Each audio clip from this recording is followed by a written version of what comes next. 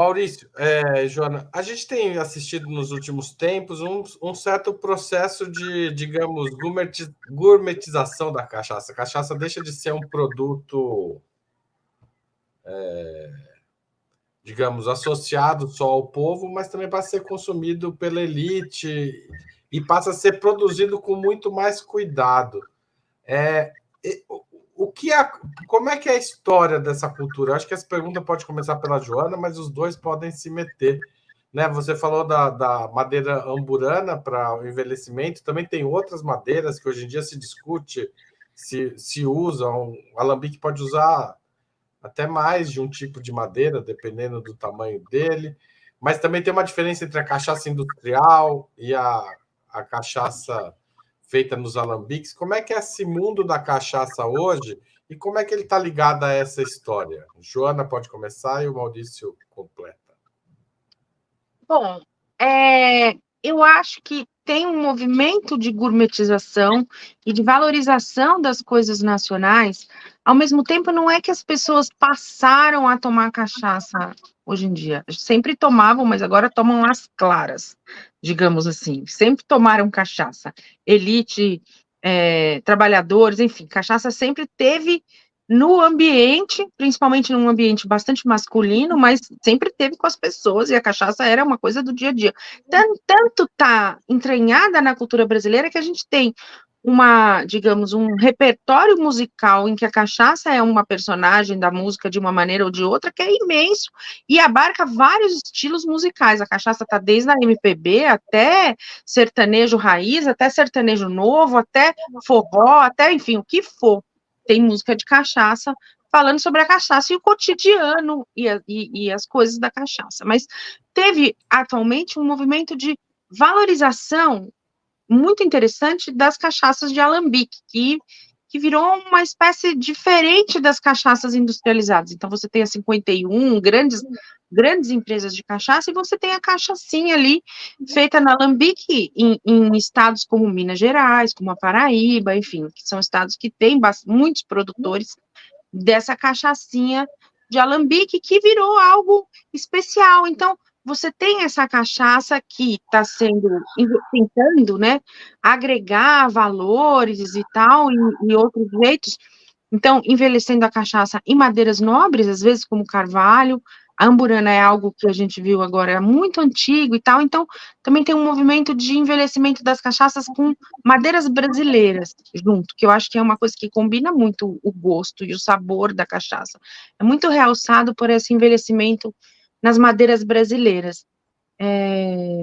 Enfim, tem essa coisa bastante forte que se torna lei há pouco tempo, né, Maurício? Como é que é isso?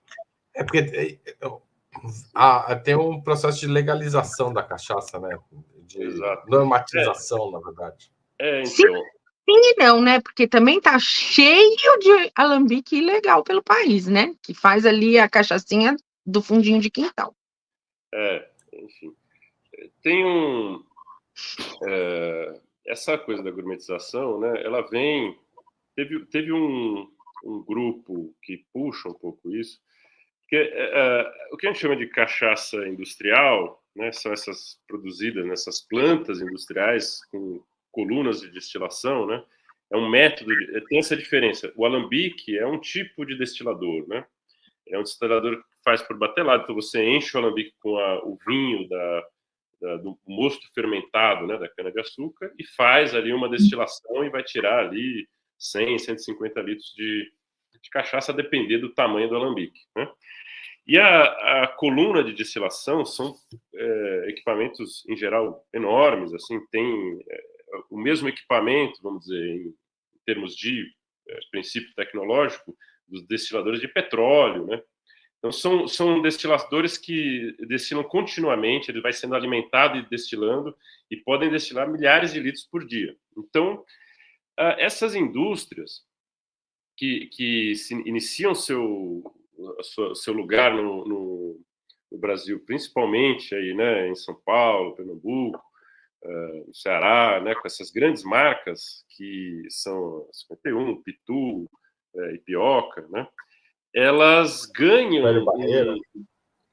Oi? Não, Velho Barreiro. Hélio Barreiro, né? Então, elas ganham elas começam a avançar sobre o mercado, sobretudo a partir dos anos 50, né? E aí, os alambiques, que são proliferados por todo o Brasil, né? Surge um movimento de resistência, sobretudo em Minas Gerais, né, nos anos 80, né? E que vai puxar uma retomada de uma valorização da cachaça como um produto de uma qualidade diferenciada, né? Então, existe a fundação da ANPAC, tem um papel importante nisso, né? A ANPAC era a Associação Mineira, aí tinha um nome que era Produtores de Aguardente, Caninha e Cachaça, enfim, tinha vários, traziam todos os nomes, assim, porque justamente era... e de qualidade, né? Tinha um Q no final, justamente, para diferenciar aquilo que, naquele momento, eles viam um mercado, quer dizer, as grandes indústrias avançando sobre o mercado, e aí há uma força de resistência. E desse processo, você passa a ter reavivar justamente uma cultura da cachaça de alambique e um esforço cada vez maior. E aí você tem, nas décadas que se sucederam, a gente vê uma mudança, um avanço na legislação, um avanço na própria colocação do Brasil internacionalmente também, por esforços da diplomacia brasileira, por exemplo, de ver a cachaça reconhecida como um produto exclusivo do Brasil em acordos com os Estados Unidos, em acordos como é que chama lá, a coisa do comércio? OMC. OMC, né? Quer dizer, na OMC. Então, você tem um esforço, assim, e aí a legislação avança no sentido de uma padronização, de uma regulamentação da produção, né? Então, isso tem um marco importante com o Fernando Henrique Cardoso, que define a nomenclatura exclusiva da cachaça, define alguns parâmetros, e depois, no primeiro governo do Lula, você tem normativas que vão também ajudar a criar padrões, né, para a produção de cachaça no Brasil. E aí, a partir de então, isso a gente está falando aí no início, é uma coisa recente, na verdade, né? Quer dizer, em que essa legislação, agora, no ano passado, teve uma revisão da normativa de produção de cachaça, inclusive trazendo o nome Cachaça de Alambique, que era uma reivindicação dos produtores. Agora, isso se acompanha com esse movimento vamos dizer, de institucionalização da cachaça, é acompanhado por um movimento também de produtores, né, que vão procurar qualificar a cachaça, vão procurar melhorar a apresentação da cachaça, né, qualificar o produto, a apresentação, e aí todo um movimento também de outras coisas. Você tem revistas, você tem grupos, as confrarias, etc., que vão trazer essa coisa. Então, essa gourmetização, e aí vem, eu acho que uma discussão que vai acompanhar a cachaça